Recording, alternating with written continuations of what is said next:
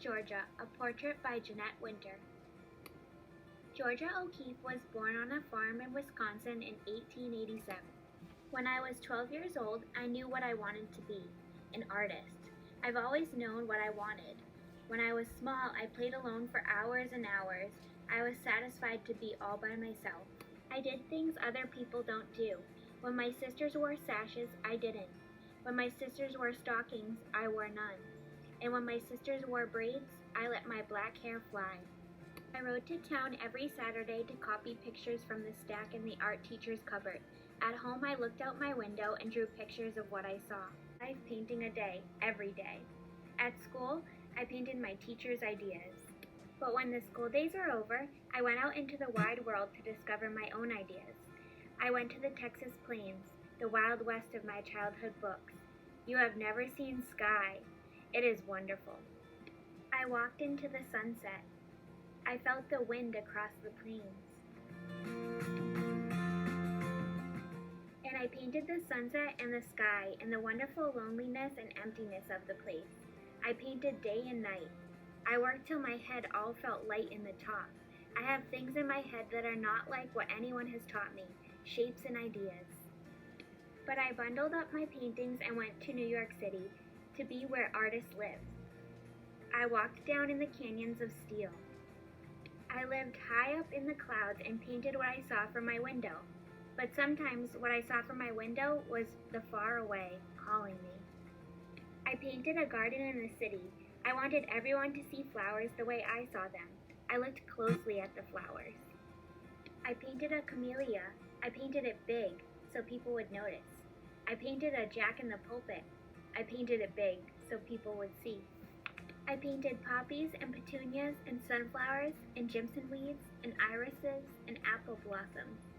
My garden bloomed until everyone saw the flowers the way I saw them. But still, I looked up to the sky. The distance has always been calling me. I went to the New Mexico desert, so far away that no one ever comes. I was satisfied to be all by myself. It was too dry for the flowers to grow, but there were bones. I gathered the bones, big bones, little bones, short bones, long bones, a cow's skull, a horse's skull, a ram's skull, and brought the bones home to paint. One day I held one up against the sky and saw the blue through that hole. I painted what I saw. I saw the sky and the red hills. I walked in the hills at daybreak and twilight, at noon in starlight. I painted the arms of 2 red hills reaching out to the sky and holding it. I painted the mountains in the far away. I painted them over and over and over again, and then again and again. I drove my Model A across the desert and back, and up and down and over the hills. I painted in my studio on wheels until the afternoon bees chased me home. Even in winter, I went far out into the far away and painted in the bitter cold. I painted when the wind was so strong it nearly blew me away. I did things other people don't do. I climbed my ladder to the night sky to wait for the sun. I slept under the stars to see the morning sky when I woke. I stayed in the desert. My hair turned from black to gray to white as the bones. I still walked the red hills. My pile of bones grew. My flowers bloomed in the desert, and the mountain was mine. And the sky, oh, it was still wonderful. I painted the sky one more time. I painted my sky big so people would see the sky the way I did. I worked from dawn to dusk every day for weeks and months.